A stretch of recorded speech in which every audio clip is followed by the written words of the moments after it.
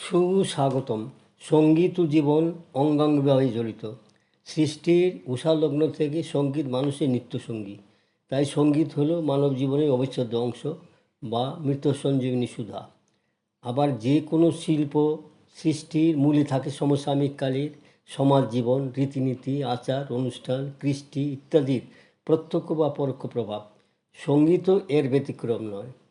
গান রচনায় হিন্দি কি বাংলা, গান রচনাতে স্বাভাবিক নিয়মই সমসাময়িক জীবনের প্রতিফলন ঘটেছে। ভারতীয় সিনেমা ও সঙ্গীতের ইতিহাসে স্বর্ণাক্ষরে লেখা থাকবে আরেকটি নাম, কুন্দনলাল সায়গল। কুন্দনলাল সায়গল একজন ভারতীয় অভিনেতা যাকে হিন্দি সিনেমা শিল্পের প্রথম সুপারস্টার হিসাবে বিবেচনা করা হয়। তার সময়ে সিনেমা শিল্পের কেন্দ্র ছিল কলকাতা, যা বর্তমানে মুম্বাইতে স্থানান্তরিত হয়েছে। সাইগলের জন্ম জম্মু প্রদেশে। 10 বছর বয়স থেকেই রামলীলা যাত্রাপালার অংশ নিতেন, সীতার চরিত্রে গাইতেন, অভিনয় করতেন। গায়ক ও নায়ক হওয়ার লক্ষণ তখন তার মধ্যে প্রকাশ পায়। ভারতীয় সিনেমা ও সঙ্গীতের ইতিহাসে স্বর্ণাক্ষরে লেখা আছে কুন্দন সাইগলের নাম। এই প্রখ্যাত গায়ক ও নায়ককে নিয়ে ইউটিউবের সাহিত্যে নবদিগন্ত চ্যানেলে আজকের ভিডিওটি হলো সঙ্গীত জগতের এক অবিস্মরণীয় ব্যক্তিত্ব কুন্দনলাল সাইগল। গ্রন্থনায় রবীন্দ্র কুমার চক্রবর্তী। কুন্দনলাল সাইগল একধারী সঙ্গীত শিল্পী, নায়ক, যিনি সর্বসাধারণের হৃদয়ে স্থান করে নিয়েছেন। ভারতীয় সিনেমাও গত শতকের সেই 3-4 দশকে সঙ্গীতের ইতিহাসে স্বর্ণাক্ষরে লেখা থাকবে একটি নাম, যার নাম কুন্দনলাল সাইগল। যেমন তার অভিনয় তেমনি তার গান, তবে সঙ্গীতেই যেন তার আসন সিদ্ধি, অসাধারণ কণ্ঠ ও তার দোতনা, যা ভোলা যায় না। 1904 খ্রিস্টাব্দের 4 এপ্রিল জম্মুতে জন্মগ্রহণ করেন সাইগল। বাবা অমরচাঁদ জম্মু ও কাশ্মীরের রাজা তহসিলদার ছিলেন। মা কেশরবাইয়ের ছিল সঙ্গীতের প্রতি তীব্র অনুরাগ। মা ছোট সাইগলকে নিয়ে যেতেন ধর্মীয় অনুষ্ঠানে, ভজন ও কীর্তন এইসব গাওয়ার জন্য। মন দিয়ে সাইগল শুনতেন ও মনে মনে গাইতেন। ভালো লাগতো গান। জম্মুতে রামলীলা উৎসবে খুব ধুমধাম করে হতো, সেখানে তিনি সীতা সাজতেন। ছোটবেলায় বাবার সঙ্গে জম্মু কাশ্মীরে বিভিন্ন জায়গায় ঘুরে বেড়ানোর সময় কাশ্মীরে পাঞ্জাবের লোকসঙ্গীত তিনি খুবই শোনেন।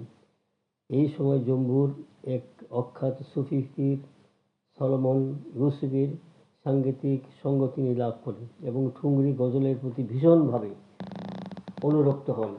পড়াশোনায় বিশেষ অগ্রসর হতে পারেননি। বড় হয়ে চাকরি নেন, প্রথমে রেলে, পরে বিখ্যাত টাইপরাইটার কোম্পানি রেমিংটন র্যান্ডে সেলস রিপ্রেজেন্টেটিভ হিসাবে তিনি কাজে যোগদান করেন। খুব ইচ্ছে ছিল সংস্কৃত পীঠস্থান কলকাতা আসার। শেষ পর্যন্ত সুযোগও জুটে গেল। নিউ থিয়েটার্সের ছবির এক পরিবেশক মি কাজী থাকতেন পশ্চিম ভারতের লাহোরে। তখন দেশভাগ হয়নি। সেই সময় নিউ থিয়েটার্সের প্রাণপুরুষ বি.এন. সরকার পশ্চিম ভারত সফরে করছিলেন তার প্রযোজনা সংস্থার উন্নতির জন্য। মিস্টার কাজী তার হবু শ্বশুরের বাড়িতে বি.এন. সরকারকে এক অনুষ্ঠানে আমন্ত্রণ জানিয়েছিলেন। সেই অনুষ্ঠানে কাজী বি.এন. সরকারের সঙ্গে সাইগলের আলাপ করিয়ে দেন। সাইগলের গান শুনে তিনি বি.এন. সরকার মুগ্ধ হয়ে যান। তিনি সাইগলকে কলকাতায় আসতে ও যোগাযোগ করতে বলেন। তখন সুপুরুষ গায়ক নায়কের ভীষণ চাহিদা। তার সাইগল তো কলকাতায় আসার কথা শুনে স্বর্গ পেলেন হাতে। কলকাতায় গিয়ে যোগাযোগ করতে তিনি নিউ থিয়েটার্সে গায়ক নায়ক হিসাবে চাকরি পেয়ে গেলেন মাত্র 200 টাকা বেতনে। 1931-এর গোড়ার দিকে আরও 2-1টি গল্প চালু আছে সাইগলের নিউ থিয়েটারে যোগদান নিয়ে। একবার বি.এন. সরকারের অফিসে টাইপরাইটার বিক্রি করেছেন সাইগল। অনেক সাধ্য সাধনার পর বি.এন. সরকারের সঙ্গে দেখা হলো। সাইগল নিউ থিয়েটার্সে যোগদানের ইচ্ছা প্রকাশ করেন। তারপর বিএন সরকার তার গান শোনেন। গান শুনে খুশি হয়ে বিএন সরকার সাইগলকে নিউক্লিয়াসে চাকরি দেন। আর একটি সূত্র অনুযায়ী পঙ্কজ কুমার মল্লিকের মাধ্যমে সাইগলের নিউক্লিয়াসে যোগদানের কথাও শোনা যায়। যাই হোক, নিউক্লিয়াসের প্রথম ছবিতে তিনি অভিনয় করেন সেটি ছিল উর্দু ভাষায়। ছবিটি প্রেমাঙ্কুর আতর্থী পরিচালিত মোহব্বত কি আঁসু। এরপর 1933 খ্রিস্টাব্দে হিন্দি পুরাণ ভগত রাজরানী মীরা, উর্দুতে ইহুদি কি লড়কি এবং দিলারি বিবিতে অভিনয় করলে প্রথম তিনি সুনাম পান। নিতিন বসু চণ্ডীদাসে এরপর অভিনয় করেন। এরপর 1935 দেবদাস তাকে রাতারাতি সুপারস্টারে পরিণত করে। শরৎচন্দ্রের কাহিনী নিয়েও ছবির পরিচালক রমেশ বড়ুয়া।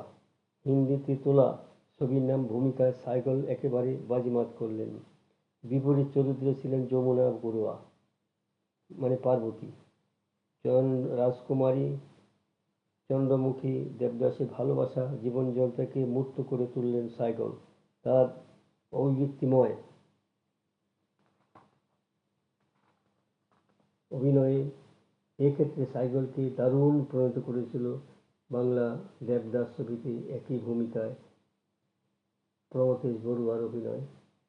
1936 খ্রিস্টাব্দে হিন্দি ছবি প্রেসিডেন্টের বিপরীতে অভিনয় করলেন চন্দ্রাবতী ও লীলা দেশাই।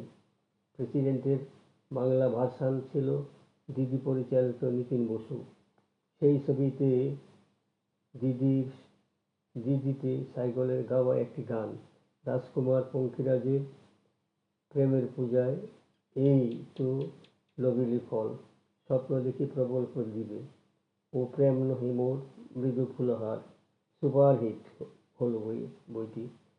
ফণী মজুমদার পরিচালিত সাথী ও তারপর হিন্দি ভার্সান স্ট্রিট সিঙ্গার ছবিটি সফল লাভ করল। নায়িকা কানন দেবী আর সুরসজ্জনা স্বনামধন্য রায়চাঁদ বলা। সাইগল পঙ্কজ মল্লিকের পরিচালনা জীবন মরণ বইতে 1939 খ্রিস্টাব্দে গাইলেন আমি তোমার যত শুনেছিলাম গান ও তোমার বিনার গান ছিল। তারপর পরিচয় ছবিতে আবার রাত পোহালো, একটুকু ছোঁয়া লাগে, একদিন আছে মোর ঘরে, আজ খেলা ভাঙ্গার খেলা। সাইগলের কণ্ঠে রবীন্দ্রসঙ্গীতে যেন এক অন্য আমিষ। যাই হোক, 4 দশকে সাইগল মুম্বাই যান এবং চন্দুলাল রঞ্জিত মুভি স্টোনে এক্সিকিউটিভ শিল্পী হিসেবে তার কুশলতার স্বাক্ষর রাখেন। ভক্ত সুরদাস 1942 খ্রিস্টাব্দে, তানসেন 1940 ছবিতে তিনি অভিনয় করেন। তানসেনের দিয়া জ্বালাতো লোকের মুখে মুখে ফিরল। তার অভিনয় ও গানে সমৃদ্ধ মুম্বাইয়ে তোলা আর একটি হিন্দি ছবি হল কুরুক্ষেত্র, ওমর খৈয়াম, তকদির, শাহজাহান প্রভৃতি।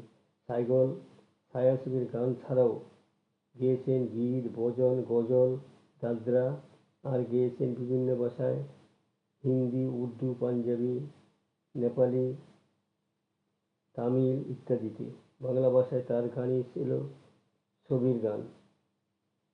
একটি মাত্র বেসিক রেকর্ড ছিল তার। প্রণব রায়ের কথায় সুবল দাশগুপ্তের সুরে নাই বা ঘুমুলে প্রিয়, তার খুব জনপ্রিয় হয়েছিল এই গানটি। এখনই উঠিবে চাঁদ গানটিও তিনি গেয়েছিলেন। দুটি অত্যন্ত জনপ্রিয় হয়েছিল গান দুটি। কিন্তু বহুগুণের অধিকার সাইগলের স্বাস্থ্য ক্রমশ ভেঙে যেতে লাগলো।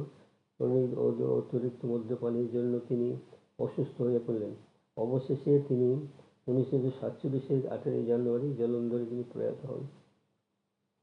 এই সুবিখ্যাত গায়কের জন্য রইল অশেষ ভালোবাসা ও শ্রদ্ধা।